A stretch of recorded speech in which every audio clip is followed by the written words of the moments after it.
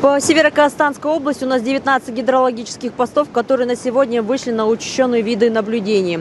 В целом на сегодня ситуация складывается гидрологическая следующая. На малых реках, то есть на притоках Ахан-Бурлык, Бабух-Бурлык, Шарык наблюдается устойчивый спад. То есть можно сказать, что пик у них уже пройден. Также наблюдается спад у нас пока незначительный, но на гидропосту Токсанби. И сегодня мы наблюдаем перелив на Сергеевском водохранилище на уровне 418 сантиметров. Предварительные наши прогнозные цифры были от 400 до 430 сантиметров.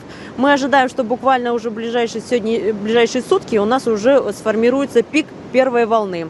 Но данная вода у нас проходит 3 района: Шалахына, Есильский, Кызылжарский, город Петропавловск. На сегодняшний день по данным районам и по городу Петропавловск определены ожидаемые опасные отметки первой волны и даты их прохождения. По территории Есильского района мы ожидаем уже где-то к 14 апреля максимальные уровни, по Кызылжарскому району к 21 апреля, и уже города Петропавловска вода с Сергеевского водохранилища начнет поступать где-то с 12-14 апреля и продолжится повышение свое до 23 апреля.